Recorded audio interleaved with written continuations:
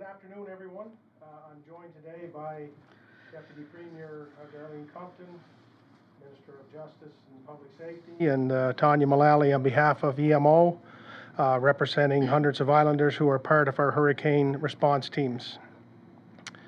To begin, in the last 12 hours, our province has experienced historic weather conditions caused by Hurricane Fiona. It's been, to state the obvious, quite a day, and while we hope the worst is behind us, we know as of yet the storm is not over. At the start of this media conference, we're still seeing wind gusts of up to 110 kilometers per hour in some areas in the province. Throughout PEI, power lines are down, there is flooding, there have been storm surges, there is significant damage to public infrastructure across the province, and while we haven't even been able to begin to assess the full extent of the damage caused by Fiona, we know it has been devastating. And I will repeat again, and I will actually plead with Islanders, the best way for you to help at this particular moment and for the next number of hours is to stay at home and stay safe. There's a lot of danger out there, and we need you to stay home, and I plead with Islanders to stay home until we can get our teams out to assess the damage. We are here today to provide as much information as we can at this time, to be as open as we can with Islanders about our current situation, and to begin to lay out the level of response that we hope can occur over the next number of hours and into Sunday morning. What we know at this point is incomplete. As I stated earlier, we haven't been able to begin the full assessment of the damages caused by Fiona. We do know that late last night and into the morning, high winds of over 170 kilometers per hour, heavy rains, coastal storm surges over 2 meters hit our province. Fiona hit us hard. And while we haven't had that full assessment, we know and we have seen since daybreak the impacts on Prince Edward Island, and they have been devastating. And it seems that few communities, large or small, have been spared. It was billed as one of the most severe storms to ever hit our province, and by all accounts, Hurricane Fiona has lived up to that billing. The impacts, as I say, have been far-reaching. By early accounts, the devastation looks to be beyond anything that we have witnessed before in Prince Edward Island. If there is a positive, it's that at the moment of this media conference, we've had no reports of any significant injuries or worse. Islanders heeded the warnings, it seems, to be prepared, and that in itself is a blessing. And I suppose at the time of difficulty that we face here, I think it might be important for all of us to remember to count our blessings large and small. But we do know there is significant damage throughout the island. Over 95% of Islanders are currently without electric power. The process to begin to reestablish our electricity connections will begin when the winds subside to a level below 80 kilometers per hour and when our EMO teams are able to get a better assessment of the damage. And Tanya will share more about that in a moment. But Islanders should know that we are ready to activate our prioritized response and recovery as soon as possible. And this will include reestablishing connection to electricity in what will be a very timely process. Because there is no electricity, we know some Islanders are having an impact with their cell service. And until such time as we restore power and internet service, we encourage Islanders to limit their cell phone usage, and Tanya will also talk a bit about that as well. We also know that some communities have lost critical infrastructure like causeways and bridges at critical entry points. We know the importance of this infrastructure and connectivity, and we will work as fast as humanly possible to restore this. The immediate priority for EMO and the government is to get a full assessment of the damage across the province. This will provide us with the necessary information to guide our recovery efforts and will provide us with the ability to determine what additional resources will be required from the federal government and our provincial neighbours, all of who have reached out to us and are at the ready. That will begin, as we say, as soon as the weather will allow, hopefully sometime in the next number of hours. We do know the damage is very extensive, quite likely the worst we've ever seen. Islanders know that our road to recovery, and they should know that our road to recovery will be weeks or longer.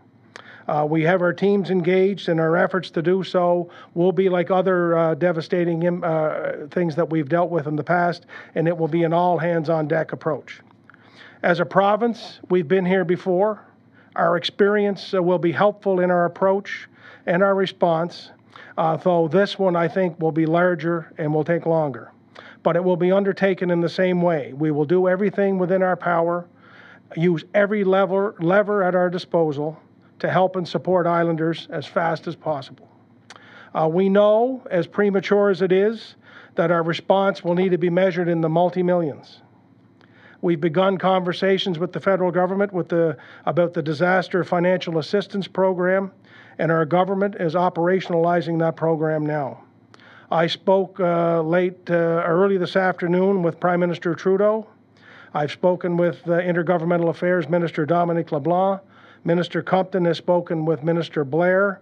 We have been reassured that the federal government is prepared to support us in our recovery and to do so with urgency. The provincial cabinet has met multiple times a day over the last number of days, and that will continue in the days ahead to ensure we can respond to the impacts that Islanders, businesses, and communities are feeling during the recovery stage. As is often the case in disasters such as this, I've been in touch with premiers from across other provinces.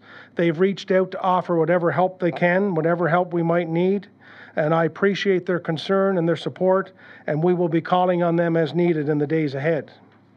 And lastly, while we woke up this morning to devastating weather, tomorrow morning we will wake up and start to really see and hear about the impacts of the storm and start to better understand the extent of the recovery efforts that will be required. While the news will be hard to hear, it'll be hard to see, and sometimes it'll be hard to comprehend, we will summon our island courage and strength to help us make the uncertain steps that we need to make, but I know that we will make them. In the days ahead, we will need to be kind and helpful to family, to friends, to neighbors, and to strangers. This is a time when we need to lean on each other, to look out for each other, and find our way back together. And we've done this before. I know we will do it again, and we will need to do it again, and let's do it together. So with that, I'll turn it over to Tanya, the Deputy Premier, Minister Compton. Thank you very much, Mr. Premier. Good afternoon, everyone. As I experienced last night, as well as you, probably one of the most nerve-wracking nights we've experienced in a long time, maybe ever. Metal flying by windows and trees down, heavy rains. And this morning we all woke up to some very scary scenes, roads washed out and trees down, and things moved around from place to place, uprooted trees, mailboxes where they're not supposed to be. It's the one comment has been made to me by a number of people is unbelievable. It's just unbelievable. I've talked to a number of constituents, and they're doing what they can. We've got gas tanks that are toppled over, and I know I've got one of the fire chiefs trying to clear the roads just so EMS can get through if they need to. So all Islanders working together. But this morning, like so many of you, we checked in on our loved ones to make sure that they were as good as they could be and as safe as they could be. And I know those minutes, they might have felt like hours while we wait to hear from them from the phone line connecting and just hearing their voice. And I know that was very reassuring for everyone who had to call and find out if their friends and family are okay. I know there's a great sense of relief once you know that your family are all accounted for. Again, as the Premier stressed, please stay indoors, please stay home. I'm working and being briefed by EMO on a regular basis, and also had a briefing with my cabinet colleagues as well. We all know that there is great damage from Hurricane Fiona, and we don't know the extent yet, as the Premier mentioned, but we're working hard as a province to get ourselves back up and running. We have key folks together in this room and in EMO, and I've been in direct contact regularly with Maritime Electric. we're doing everything that we can, but again, I stress again, please stay home. Please stay safe or shelter in place wherever you are. If you do need emergency services, call 911. This is the best way for you to help all of us and to help us all get back to some type of normal. And I just want to thank you for that. And I'll turn this over to Tanya now. Thank you, Minister. Premier. So perhaps I can just give you a bit of a summary of where Fiona is sitting now. She's moving her way out of the province, pointing her direction toward Newfoundland. But we are still feeling some of the effects, as you can see as you look out your windows. There's still some rain, but heavy rainfall warnings have ended for the province, but we still are seeing some of those high winds. They're starting to dip down below the 100-kilometer mark, and we're expecting that by supper time, hopefully, we'll start to see those dip even further. And then throughout the night, as Fiona continues to move out, we'll start to have some calmer winds, and tomorrow looking for a better, sunnier calm after the storm. Already mentioned some of the scope of the damage, but storm surge was quite significant as we had forecasted, or as Canadian Hurricane Center had forecasted, very significant along the north side of the province and even on some of the south side of the province. So again, as the water recedes, we'll be able to have a better picture of what the damages are in the coming days. We have literally hundreds of first responders out in the communities, including our fire department, policing, paramedics, conservation officers. They're out there responding to the emergency needs of islanders, and it's been an impressive amount of work that they've done throughout the night in some of the most difficult conditions they've ever experienced.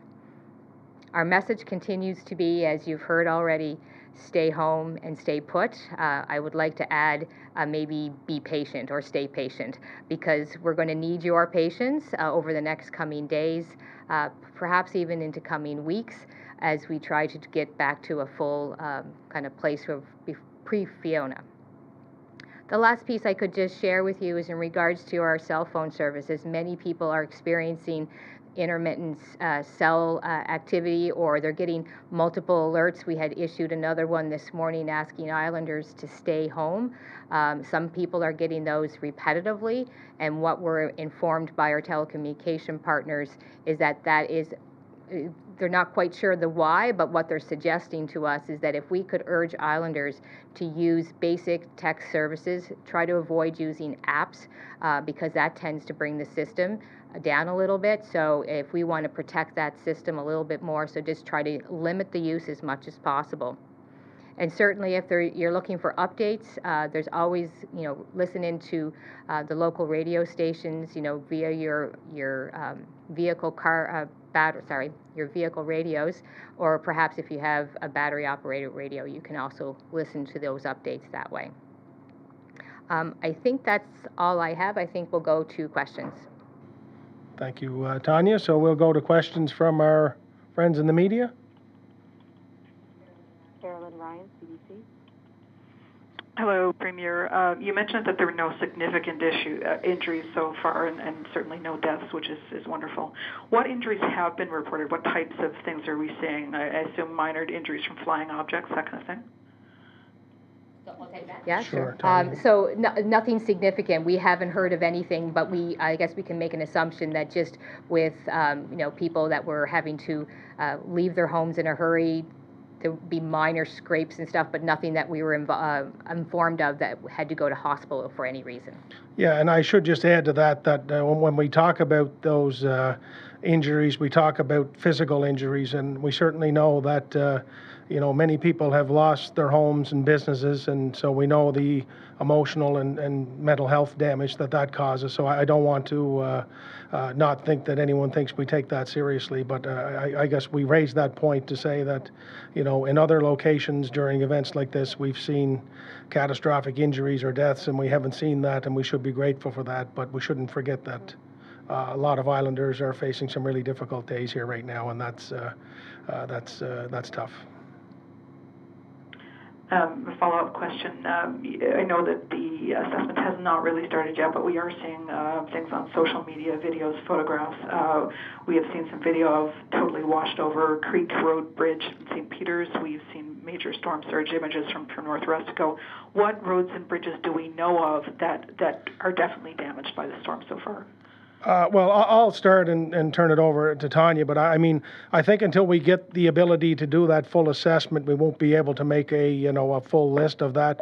But obviously, part of our information gathering will come from social media and from Islanders informing us. So we're making notes and understanding where those issues that you raised and so many others are out there. But until the storm subsides here a little bit, it's not safe to put the teams out on the road to get a full assessment. But we have certainly seen through social media and through our own personal experiences in our neighborhoods that the damage is far-reaching and devastating. Sure, and if I can ask or add, our fire service and our policing first responders agencies throughout the day, as they have been interacting, traveling through the roads, if they encounter any of those blockages, barriers, they've been reporting that information to us. So we've been sharing that with our transportation officials, who are then kind of translating that over into their 511 system so that they can update those maps as well, and then can start to prioritize where they need to start doing their restoration efforts. Are there parts of the province that are cut off from, for example, emergency services if an ambulance is needed? We're hearing that perhaps the Lewis Point area of Charlottetown, it's really hard to get out of there right now. Absolutely, and that would be something that, City of Charlottetown, I'm sure would be kind of coordinating how they're going to be doing that. I know that they have one end of the Ellens Creek, I think, causeway that is blocked off, so it is a limited access point there. But yeah, that's going to be the next 24 hours, is trying to figure out the where and the what and the how. Those emergency efforts, our first responders are responding to that, and those will be prioritized. Over the next coming days, we'll be able to figure out what needs to be done more quickly.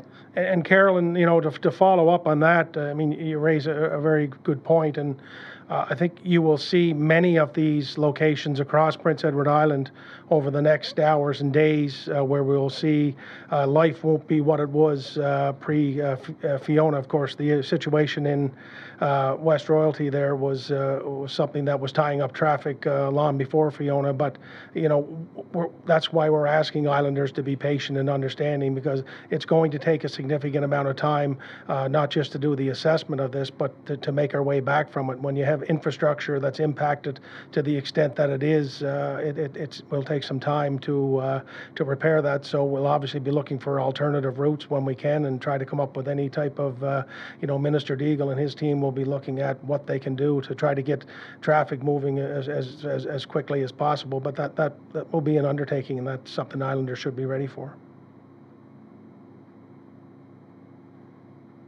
Thank you. Logan McLean, The Guardian. Good afternoon, folks. I've heard a bit about warming centers, also heard them called comfort centers. I'm wondering what that involves exactly, and when we might see some of those open up at CPS. Absolutely. So the terminology that we actually use here when it comes into emergency management, we try to reference them as reception centers. We try not to tag them as anything else other than reception centers that could offer a host of services depending on what that municipality determines the need is for their residents. So as it relates to when, we're hearing from the municipalities that they are messaging out to their residents that their intention, they're prepping opening of those centers, but they don't want to open them now and have residents get out in the road when we know it's currently unsafe to do so. So that will be the decision of when they're going to open those centers, or at the decision of the local authorities. But again, hearing from most of them that as soon as the winds subside and it's safe to be out in the roads, they'll be opening the reception centers to support their residents. And what do those centers involve? I understand it would be more of a warming thing in the winter. What can people expect to find there now? Absolutely. So if you have no power, you might be needing to charge your cell phone. So any of those centers typically would have a generator so that they could charge up your cell phone. You could get current information. We're going to be distributing information to those municipalities on current updates so that they can be sharing that with individuals that might come to the reception center. If you can't have a hot meal because you have no power, they're going to provide food or, coffee, tea, whatever that might be. It really goes focused into what the needs of the residents are at the time. So this time of year, that's probably what they need most, is probably a warm meal, some reassurance, some information, and again, something to plug their phone into so they can charge up to their devices so when they do go back home, if that's where they're heading back, they can continue to stay connected. Logan, and if I could follow up on that, I mean, obviously, with Dorian being in our recent future, but other events that we've dealt with in the past number of years, that we've been able to make investments in communities for generators to develop these centers. And as Tanya said, there's a variety of services, and fellowship and friendship is as big as any right now to people to come together. And what we've seen in the past when we've had centers such as this, neighbors drop off food, and it's a place to gather and kind of rally the community. So, hopefully they will be open as soon as it's safe to do so, and we'll start to see some people gather around there if needed. Something to do with all those tomatoes we panic picked this week. For sure. Drop them off, yeah. And can we expect more briefings like this over the next day or two, or even later today? Yeah, I think, look, obviously, we've been trying to update you daily. We'll continue to do that or as we need to. I mean, obviously, the biggest part of our response is making sure Islanders are aware of the situation that we're in, what we face, and how we're trying to work through it together. So we'll communicate, as openly and as quickly as we can and be here as much as we need to be. But, it's important for everyone to know that, the hard work is being done by the people that you don't see here, and we're grateful for them. And as Tanya said, there's first responders and there's emergency measures people all across Prince Edward Island here who are, will be away from their families to try to get us through this for the next little while. So it's important that we offer our gratitude and thanks to them, because they're by the thousands, and they're what make PEI the most special place in the world. So Thank you for your time. Thank you, Logan. Laurent, Radio Canada. Yes, good afternoon to you. I was wondering if you plan to ask for military help like Nova Scotia did just a few minutes ago. Well, right now, I mean, we wouldn't say no to anything. We've had lots of requests for help. I mean, as it stands right now, we want to do a full assessment of things and to see what the damage is. Tanya and her staff, through the EMO Act, have all of the authority they need to do the things that they need to do. If more resources are required, the request will go out. And we wouldn't want to say no to that. We'll just need to determine what we need. We've also, as I said, had reached out from other provinces. Premier Doug Ford called me and said there's hydro employees here at the ready. If you need them, let me know. And so that's a wonderful thing. But until we get a full assessment, and Tanya, you can add more to this, we'll measure the next steps as we need after we get our full assessment. Sure. Maybe I could just add just a point of the process. How we do this with Public Safety Canada, our federal partners, is we go to federal government and we ask for a particular a particular effect. So, but we don't know what those effects need to be until we actually complete our assessment. So we might go and say we want A, B, and C, and they're going to go out to all their federal agencies and find out where the best positioned resources are for us. So we don't specifically ask for the military. We ask for an effect, and they determine as a federal government what we are best positioned to have in order to meet the needs that we also have. So just a clarifying point there, but we're already having those conversations, and I should just note that the DFAA, that Disaster Financial Assistance Agreement that we have, that is a federal request, which we've already initiated and have conversations on, and we will be doing those daily if we need to, as we identify what the resources that we need. If we don't have them here, federal government are prepared to support us in that. Okay, thank you. I have another question. It's Carolyn from CBC. Okay, Carolyn, go ahead. What value would there be in declaring a state of emergency at this point, and are you considering that? Well, I say Tanya tended to explain, and she can explain it in more detail, but I mean, this very much is an emergency, and we're treating it as such, quite obviously.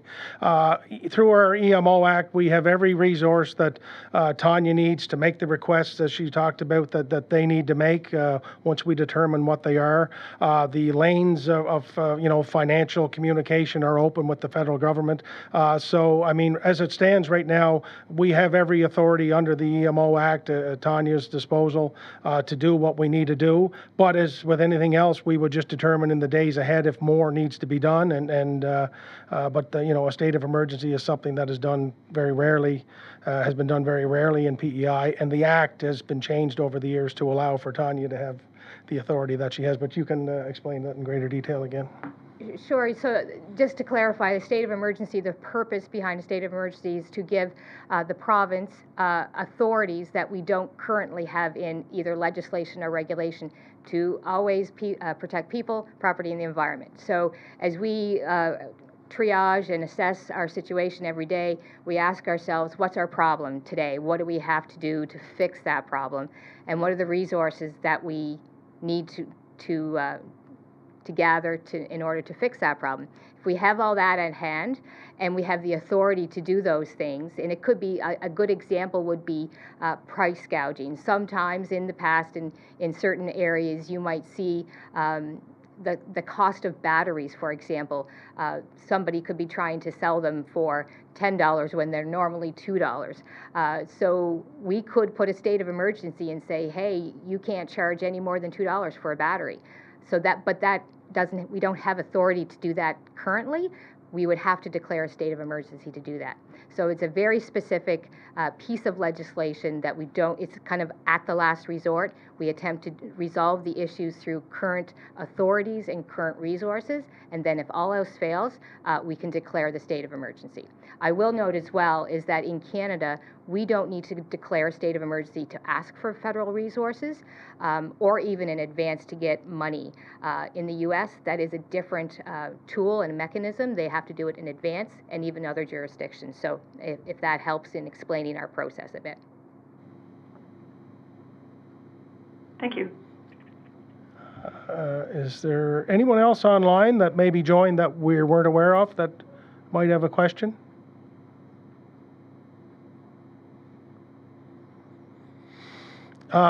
Hearing none, I will just say on behalf of Minister Compton and Tanya to thank you for all the work to date, and the hard work is just beginning. And to all Islanders, again, stay safe, please stay home, and lean on each other here to get through these difficult days ahead. So thank you.